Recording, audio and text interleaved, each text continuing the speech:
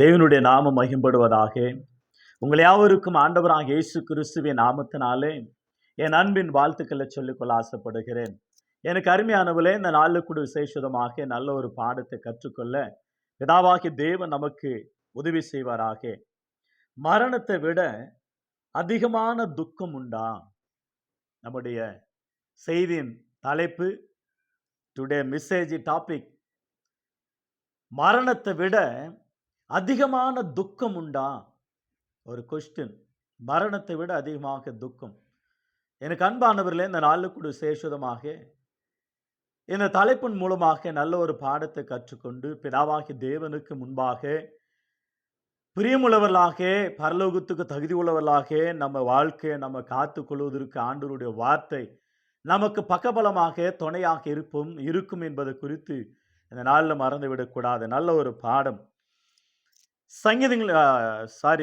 பிரசங்கின் புஸ்தகம், The Book of Ecclesia, chapter 7, verse 26. The Book of Ecclesia, chapter 7, verse 26. பிரசங்கின் புஸ்தகம் 7ஆம் அதிகாரம் 26ஆம் வசனம். பிரசங்கின் புஸ்தகம் 7ஆம் அதிகாரம் 26ஆம் வசனம். கன்னிகளும் வளைகளுமாகிய நெஞ்சமும் கயிறுகளுமாகிய கைகளுடைய ஸ்திரியானவள் சாவிலும் அதிக கசுப்புள்ளவள் என்று கண்டேன்.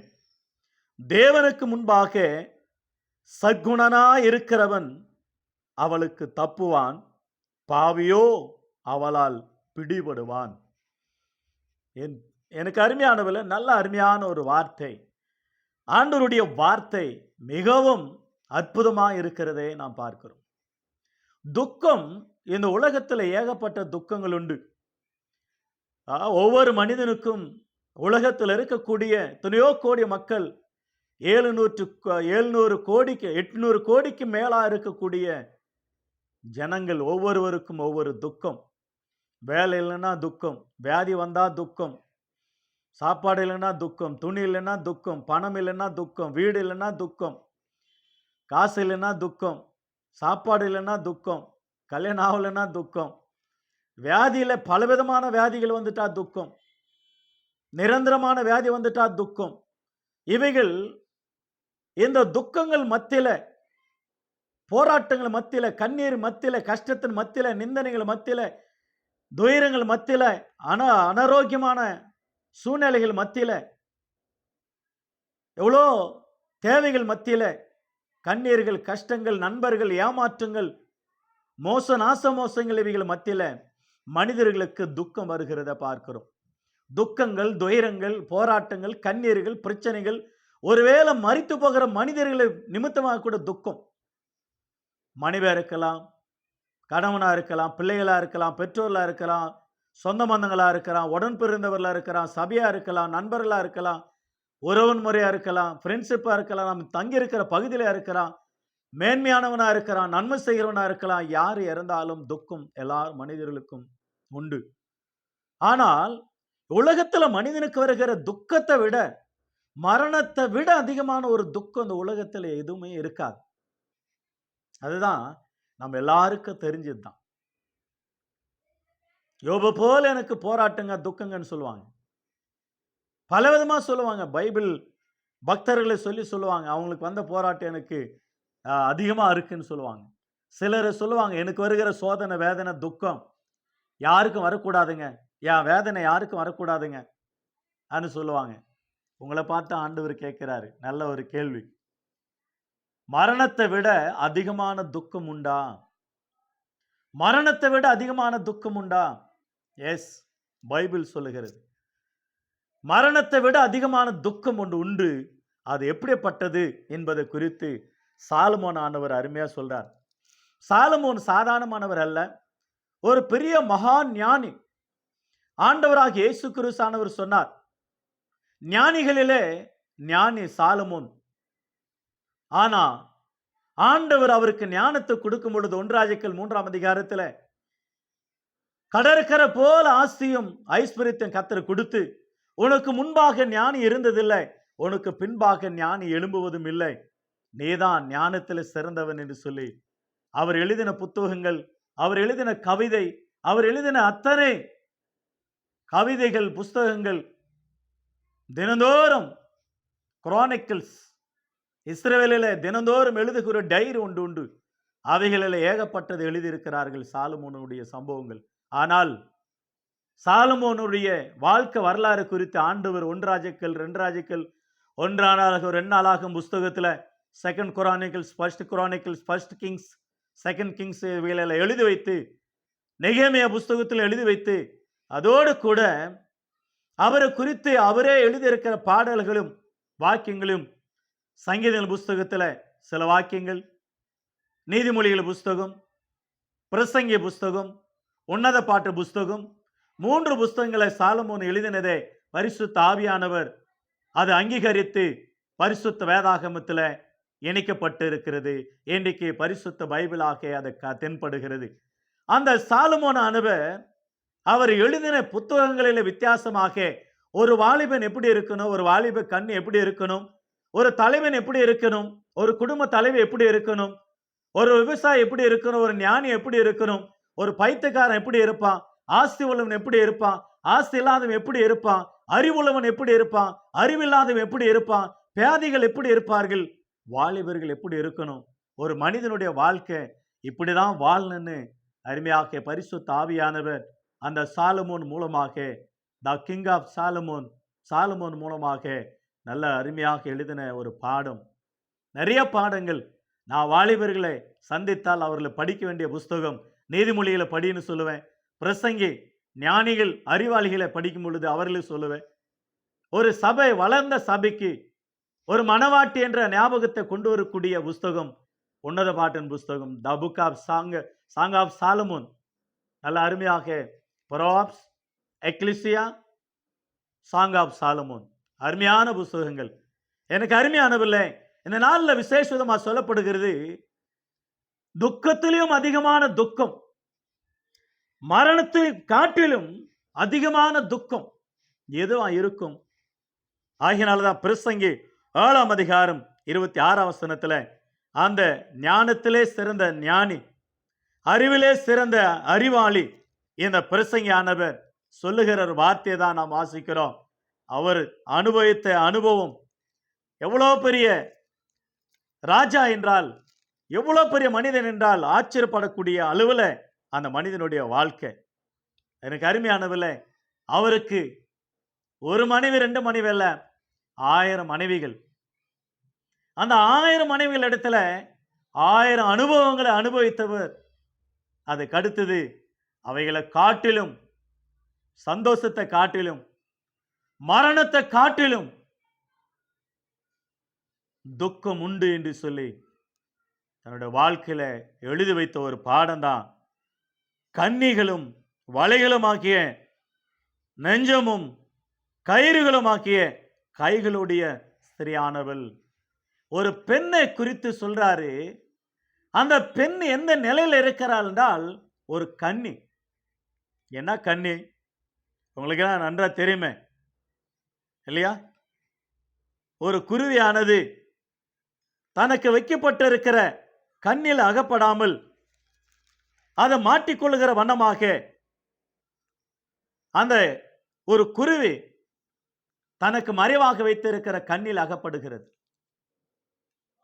ஆவிதமாகவே ஒரு மாடு அடிக்கப்படும்படியாக கொண்டு போகப்படுகிறது. ஒரு மூடன் விலங்கு போடப்படுவதற்கு அவன் தன் அறியாமல் போகிறான் தண்டனைக்கு. அவனமாக அவரே எழுதி வைத்தார். நீதிமொழிகள் 7ஆம் அதிகாரத்தில் ஒரு பெண் பின்னாடி போகிற ஒரு வாலிபனை குறித்து எழுதி வைத்தார். எனக்கு அருமையானவில்லை, அந்த அளவில் ஒரு விபச்சாரி பெண்ணை அடைகிறது. ஒரு பெண்ணை தேடினால்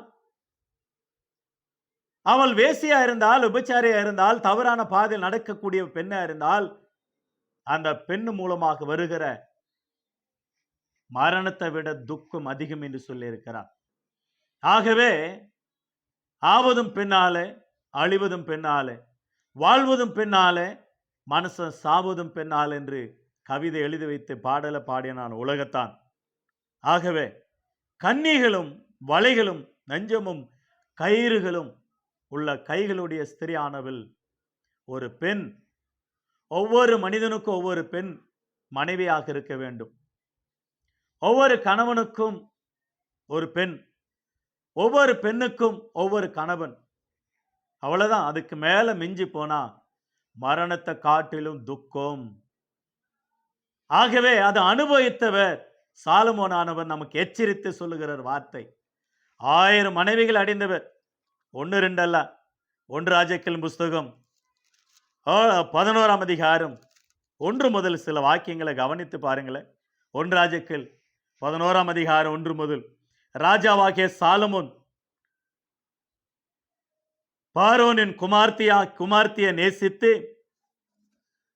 அவளை நேசித்ததும் அல்லாமல் மோவாபியாரும் அம்மோனியாரும் ஏதோமியாரும் சீதோனியாரும் ஏத்தியாரும் ஆகிய அந்நிய ஜாதியான அநேக பெண்கள் மேலும் ஆசை வைத்தான். கர்த்தர் இஸ்ரவேல் புத்திரரை நோக்கி, நீங்கள் அவர்கள் அண்டைக்கும் அவர்கள் உங்கள் அண்டைக்கும் பிரவேசிக்கலாகாது. அவர்கள் நிச்சயமாய் தங்கள் தேவர்களை பின்பற்றும்படி உங்கள் இருதயத்தை சாய பண்ணுவார்கள் என்று சொல்லியிருந்தார். சாலமோன் அவர்கள் மேல் ஆசை வைத்து அவர்களோடு கூட ஐக்கியமா இருந்தான். அவனுக்கு பிரபுக்கள் கொலமான 700 மனாட்டிகளும் 300 மறுமனாட்டிகளும் இருந்தார்கள். அவனுடைய ஸ்திரீகள் அவன் இருதயத்தை வலிவி போக பண்ணினார்கள். சாலமோன் வயது சென்ற பொழுது அவனுடைய மனைவிகள் அவன் இருதயத்தை அந்நிய தேவர்களை பின்பற்றும்படியா சாய பண்ணினார்கள். அதனால் அவனுடைய இருதயம் அவன் தகப்பனாகிய தாவீதின் இருதயத்தை போல தான் தேவனாய் கர்த்தரோட உத்தமமாய் இருக்கவில்லை. எவ்வளவு வருத்தமான ஒரு காரியத்தை ஆண்டவர் எழுதி வைத்தார் பாருங்க. சாலமோனுக்கு ஏறத்தாழ 1000 மனைவிகள். இந்த மனைவிகள் எல்லாம் அவர் இருதயத்தை வலிவு போக பண்ணினார்களாம். அவர்கள் அந்நிய தேவர்களுடைய கோயில்களை கட்ட கூட அனுமதித்தார்கள். அந்த அளவுல அவருடைய இருதயம். சாலமோன் ஞானிகளிலே ஞானி, பெரிய ஞானி, அறிவாளி, சாதாரணமானவர் அல்ல. ஒரு தீர்ப்பு வந்ததானால் ஒரே நிமிஷத்தில் அதை தீர்த்து விடுவார். அந்த அளவுல ஞானி. அவருடைய ஞானத்தை பார்க்க கிழக்கு தேசத்துல ராஜேஸ்வரி ஆகிய சேபா பரிவாரங்களோடு கூட வந்து பார்த்த உடனே பாக்கியம் அடைந்தால், சந்தோஷப்பட்டால், ஆச்சரியப்பட்டால். உங்க ஞானம் உலகம் முழுவதும் பிரசித்தமாயிற்று, நான் கேள்விப்பட்டது கொஞ்சம் வந்து பார்த்தாதான் தெரியுது என்று சொல்லி புகழ்ச்சியா சொன்னாள். அவ்வளோ ஞானி. அந்த ஞானி அவர் தன்னுடைய வாழ்வில் கசப்பான வார்த்தையை சொல்லிவிட்டார். என்ன வார்த்தை சொன்னார் என்றால், மரணத்தை காட்டில் அதிகமான துக்கம், வழிக்கு போவதும் ஒரு பெண்ணை பின்பற்றுவதும் மகா தவறு என்று சொல்லி அவரே வருத்தப்பட்டு எழுதி வைத்தார். எனக்கு அருமையான தேவச்சனமே, நம்முடைய வாழ்க்கையில உபச்சாரமானது, வேசித்தனமானது தேவனை விட்டு போக செய்யும், குடும்பத்தை விட்டு போக செய்யும், இந்த உலகத்தை விட்டு போக செய்யும், நரகத்துக்கு கொண்டு போய் விட்டுரும் நம்மளை. உபச்சாரியானவள் அருமையான உயிரை வேட்டை ஆடுகிறாள் என்று வேதம் சொல்லுகிறது. வேட்டை ஆடுகிறாளா? நீதிமொழிகள் அவரே எழுதி வைத்தார். நீதிமொழிகள் 6ஆம் அதிகாரம் 26 வசனம் சொல்லப்படுகிறது. வேசி நிமித்தம் ஒரு அப்ப துணிக்கையும் இறக்க வேண்டியதாகும். உபச்சாரியானவள் அருமையான உயிரை வேட்டையாடுகிறாளா? உயிரே வேட்டையாடுகிறாளா? எனக்கு அருமையானவர்களே, சாலமோன் அனுபவித்தவர், சாலமோனுடைய வாழ்க்கையில பாதிக்கப்பட்டவர், வேதனைப்பட்டவர், மிகவும் வருத்தப்பட்டார். ஆனால் தான் வாழ்க்கையில இப்படிப்பட்ட காரியத்தை மற்றவர்கள் செய்யக்கூடாதுன்னு நமக்காக எழுதி வைத்தார். அப்படிப்பட்டதான ஒரு அற்புதமான ஒரு வசனத்தை தான் நம்ம படித்தோம். நியாயாதிபதிகள் புஸ்தகம் ஒரு பக்கம் மகா ஞானி, இன்னொரு பக்கம் மகா பலசாலி. அற்புதமான ஒரு வார்த்தை. நியாயாதிபதிகள் புஸ்தகம் 16ஆம் அதிகாரத்தை நாம் திருப்பிக் கொள்ளுவோம். 16 1 முதல் 3 வாக்கியங்கள். பின்பு சிம்சோன் காசாவுக்கு போய் அங்கே ஒரு வேசியை கண்டு அவளிடத்தில் போனான். அப்பொழுது சிம்சோன் இங்கே வந்திருக்கிறான் என்று காசா ஊராருக்கு சொல்லப்பட்டது. அவர்கள் காலையில வெளிச்சமாகிற பொழுது அவனை கொன்று போடுவோம் என்று சொல்லி அவனை வளைந்து கொண்டு ராம் முழுதும் அவனுக்காக பட்டண வாசலில் பதிவிருந்து ராம் முழுதும் பேசாதிருந்தார்கள். சிம்சோன் நடுராத்திரி மட்டும் படுத்திருந்து நடுராத்திரில் எழுந்து பட்டணத்தின் வாசல் கதவுகளை அதன் 2 நிலைகளையும் பிடித்து தாழ்பால்களோடு கூட பேர்த்து தான் தோளின் மேல் வைத்து எப்ரோனுக்கு எதிரே இருக்கிற மலையின் உச்சிக்கு சுமந்து கொண்டு போனான். பாருங்க, கீழே இன்னொரு தேளியால் பாருங்க, கீழே 4ஆம் வசனம். அதற்கு பின்பு அவன் சோரேக் ஆற்றங்கரையில் இருக்கிற தேளிலால் என்னும் பேருள்ள ஒரு ஸ்திரியோடு சிநேகமாயிருந்தான். இன்னொரு பெண்ணை கண்டான், தேளியால். அந்த தேளியாலோடு கூட ரொம்ப ஃப்ரெண்ட்ஷிப்பா இருந்தான். காலங்கள் கடந்தது. ஆனால் பெலிஸ்தர்கள் அவளும் மிரட்டி, சிம்சோனுக்கு பலன் எங்க வருகிறது, அதை கண்டு கொள்ள வேண்டும், அதுக்கு பிற்பாடு எங்களிடத்துல நீ ஒப்பு கொடுக்க வேண்டும் என்று சொல்லி அக்ரிமெண்ட் பண்ணி கொண்டாங்க. காசு கொடுக்க உடன்பட்டாங்க. இல்லைன்னா உங்க குடும்பத்தோடு கூட உன்னை தீ வைத்து விடும் என்று சொல்லி மிரட்டினார்கள். வசனம் 7ஆம் வசனத்துல அந்த சிம்சோனுடைய கயிறுகள் பாருங்கள். அதற்கு சிம்சோன் உலர்ந்த பச்சையான 7 அகனின் நார் கயிறுகளாலே என்னை கட்டினால் நான் பலட்சமாகி மற்ற மனுஷரை போல் ஆவேன் என்று சொல்கிறார். உன் பலம் எங்க வருதுன்னு கேட்ட உடனே ஒரு கதை சொல்லுகிறார். என்னை கயிறு கட்டினா போயிடும். அதுக்கடுத்து 11ஆம் வசனத்துல புது கயிறால கட்டினா என் பலன் போயிடும். அதுக்கடுத்து 13ஆம் வசனத்துல என்னை நீ நேசிக்கல, என்னுடைய 7 ஜடைகளையும் நெசவ நூல் பாவோட பின்னி விட்டால் ஆகும் என்றான். ஆனால் 3 காரியத்திலும் அவனுக்கு தென்படவில்லை. 16ஆம் வசனத்தில் இப்படி அவனை தினம் தினம் தான் வார்த்தையினாலே நெருக்கி அவன் அலட்டி கொண்டு இருக்கிறதுனாலே சாகத்தக்கதாக அவன் ஆத்மா விசனப்பட்டு தான் இருதயத்தில் எல்லாம் அவனுக்கு வெளிப்படுத்தி சவரகன் கத்தினால் தான் தலைமயிரினால் தான் தலையின் மேல் படவில்லை. நான் என் தாயின் கர்ப்பத்திலே பிறந்தது முதல் தேவனுக்கென்று நசரேன் ஆனவன். என் தலை சிரைக்கப்பட்டால் என் பலன் என்னை விட்டு போகும். அதனால் நான் பலட்சமாகி மற்ற மனுஷரை போல் ஆவேன் என்று அவளிடத்துல சொன்னான். தினம் தினம் வேதனையோடு, வருத்தத்தோடு, கஷ்டத்தோடு, நஷ்டத்தோடு, சாகத்தக்கதாக மகாபலசாலி, சாதாரணமானவர் அல்ல, மகாபலசாலி, மகா ஞானி, 2 பேருமே விபச்சாரத்தில் விழுந்தவர்கள். அந்த விபச்சாரம் மரணத்தை விட அதிகமான துக்கம், மரணத்தை விட அதிகமான துக்கம் உன்னை உயிரோடு கொன்றுவிடும். உன்னை உயிரே எடுத்துரும். உன்னை தரித்திரன் ஆக்கிடும். உன்னை மரணத்தை சந்திக்க வைக்கும். தரித்திரனா மாற்றிடும். நடுத்தருள் நிற்க வைத்திரும். உன்னை கண் இழந்தவனாய், பாரி இழந்தவனாய், பேர் கெட்டவனாய், உன்னுடைய வாழ்க்கையிலே துக்கத்தை சந்திக்காத ஒரு துக்கம் உபச்சாரம், பேசித்தனம், தவறா நடப்பது. எனக்கு அருமையான வாலிப பெண்ணே, கர்த்தருக்கு ஒப்புக்கொடு. கர்த்தருடைய வழிகளில் வா. மகாபலசாலி சிம்சோன் தவறிவிட்டான். கண்களை நோண்டி விட்டார்கள். அவனை கட்டி விட்டார்கள். சிறை கொண்டு போயிட்டு விட்டார்கள். கொன்றே போட்டார்கள். எனக்கு அருமையான கர்த்தருடைய ஜனமே, மரணத்தை விட அதிகமான துக்கம் உண்டு என்றால் அதுதான் உபச்சாரம், அதுதான் வேசித்தனம், அதுதான் ஆண்டவர் வேண்டாம் என்று சொல்லி தேவன் அழகாக நமக்கு எடுத்து வரைக்கிறத பார்க்கிறோம். எனக்கு அருமையான கர்த்தருடைய பிள்ளை, நம்மளோட வாழ்க்கையில அதே சிம்சோன் மனம் திரும்பினார். இந்த ஒரு விஷயம் எனக்கு நினைத்தருளும் ஆண்டவர் என்று சொல்லி ஆண்டவருடைய சமூகத்தில் ஒப்பு கொடுத்ததை பார்க்கிறோம். நீதிமொழிகள் புஸ்தகத்துல 6ஆம் அதிகாரத்துல அற்புதமாக சில சம்பவங்களை நாம் வாசிக்கிறோம். நீதிமொழிகள் 6ஆம் அதிகாரம் 27 முதல் சில வாக்கியங்கள். தான் வஸ்திரம் வேகாமல் மடியில எவனாவது நெருப்பை வைத்துக் கொள்ள கூடுமோ, தான் கால் சுடாமல் எவனாவது தயலு மேல் நடக்க கூடுமோ, பிறனுடைய மனைவி நடத்தல் பிரவசிக்கிறவனும் அப்படியே அவளை தொடுகிற எவனும் ஆக்கினிக்கு தப்பான். மூடன் தான் பசி ஆற்ற திருடினால் ஜனங்கள் அவனை இகழ மாட்டார்கள்.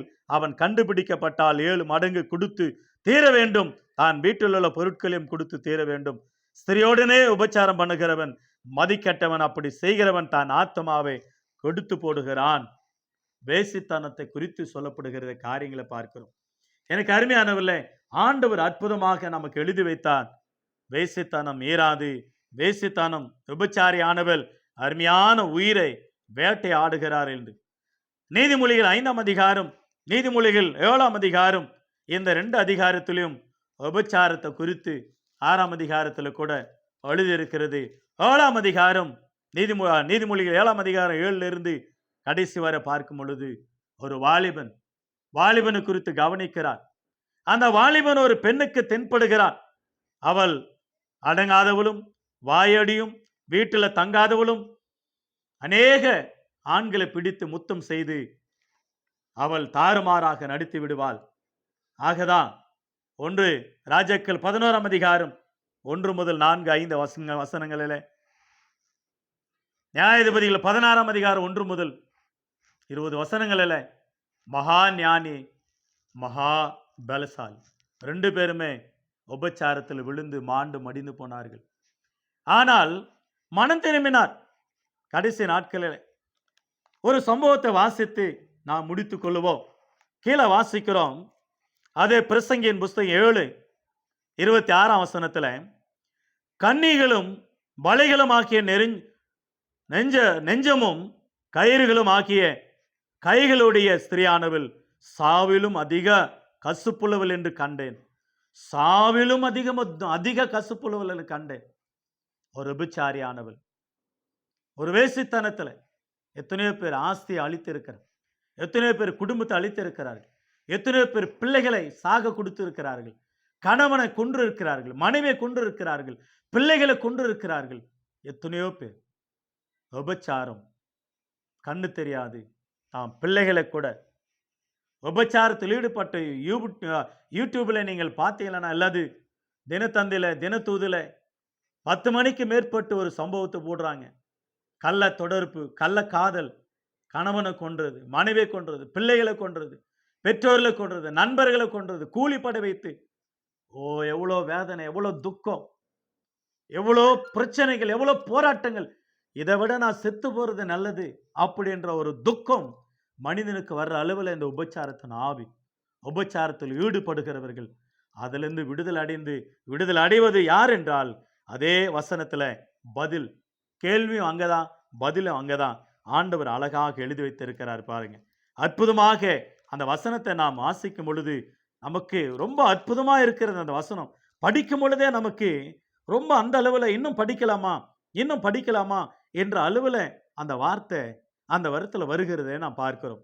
பாருங்க, தேவனுக்கு முன்பாக சர்க்குணனாய் இருக்கிறவன் அவளுக்கு தப்புவான். சர்க்குணனாய் இருக்கிறவன் அவளுக்கு தப்புவான்.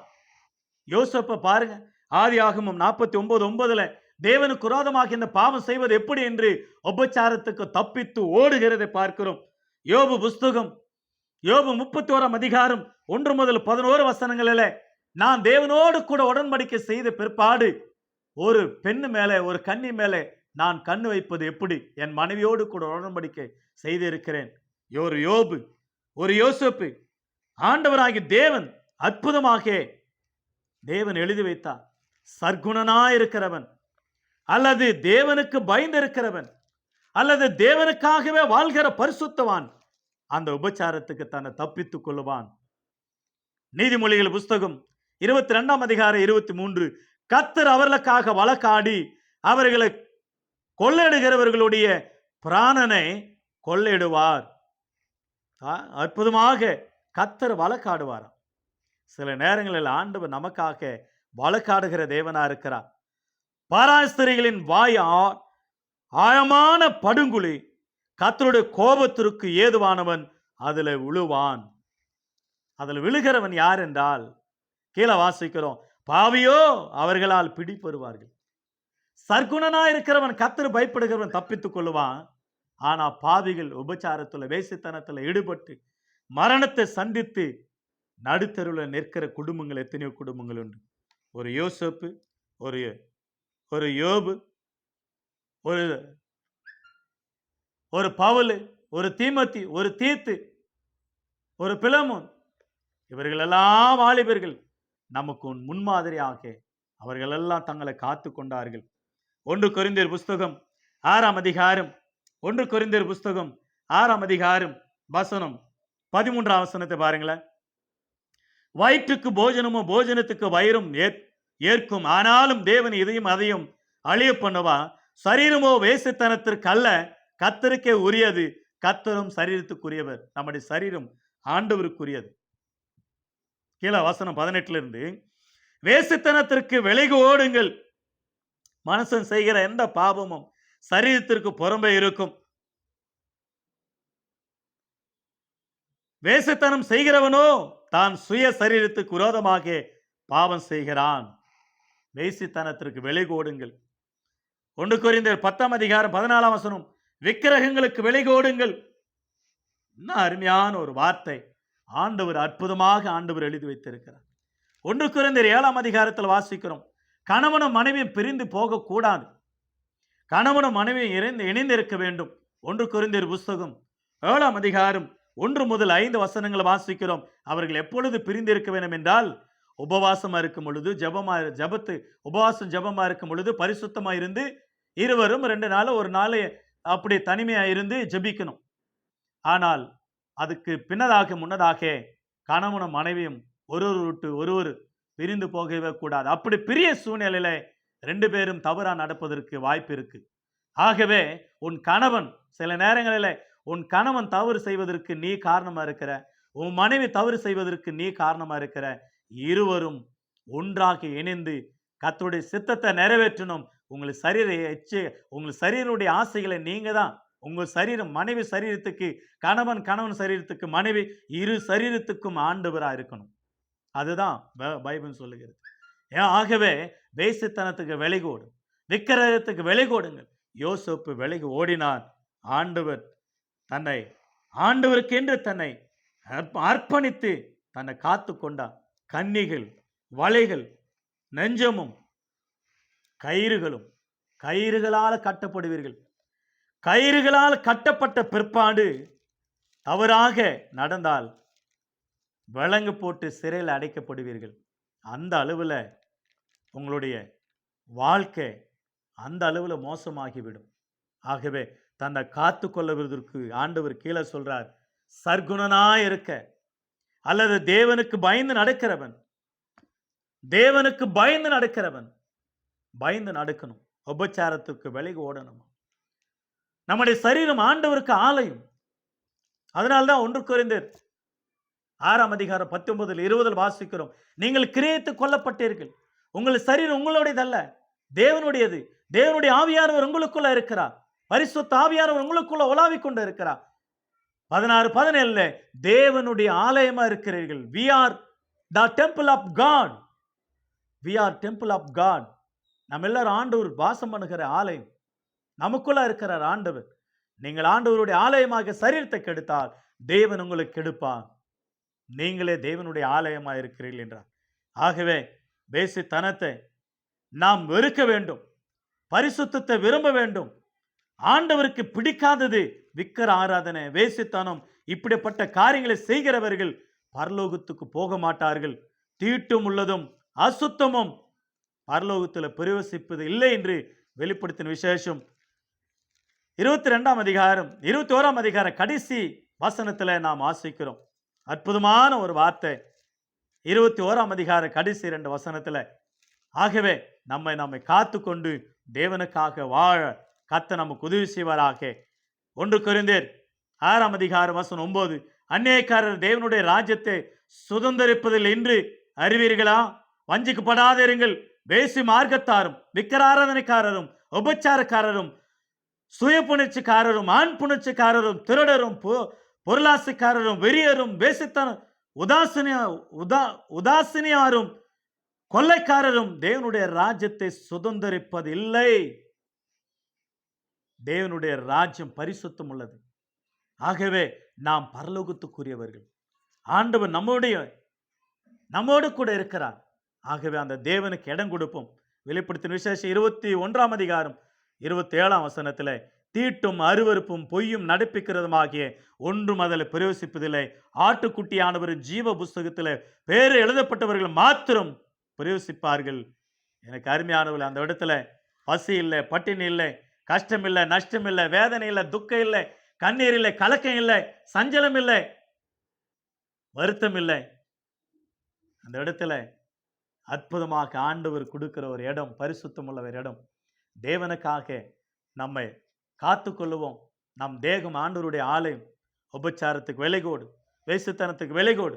ஒரு யோசப்பு, ஒரு யோபு, ஒரு தீத்து, ஒரு தீமோத்தேயு, ஒரு பவுல், இயேசு கிறிஸ்துவே இந்த உலகத்துல நமக்கு ஒரு முன்மாதிரி. நம்ம ரட்சகரே நமக்கு ஒரு முன்மாதிரி.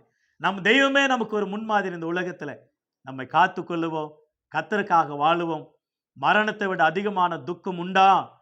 எஸ், அது உபச்சாரம், அது வேசித்தனம். அதற்கு விலக்கி நம்ம காத்து கொள்ளுவோம்.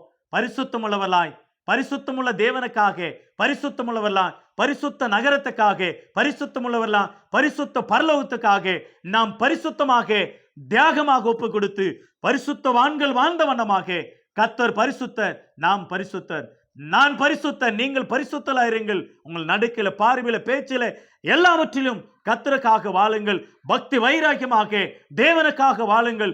தேவன் உங்களை ஆசீர்வதிப்பாராக. நம்ம வாழ்க்கையில தேவனுக்காக கிறிஸ்துவை பிரதிபலிக்கணும், கிறிஸ்துவை எடுத்து காட்டணும். நம்மை பார்க்கிறவர் உலகத்துக்கு கிறிஸ்துவை காண்பிக்க வேண்டும். அப்படிப்பட்ட பக்தி வைராக்கியம் உள்ளவர்களா, தேவனுக்காக பரிசுத்தம் உள்ளவர்களாக வாழ்ந்து கொள்ள கர்த்தர் நமக்கு உதவி செய்வாராக.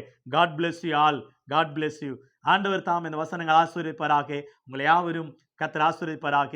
உங்களை யாவருக்காக நான் ஜெபிக்கிறேன். எனக்காக ஜெபிங்கள். கர்த்தருடைய நாம மகிமைப்படுவதாக. கர்த்தர் சித்தமானால் இன்னொரு தலைப்பில் சந்திக்க கர்த்தர் நமக்கு உதவி செய்வாராக. God bless you all. God bless you.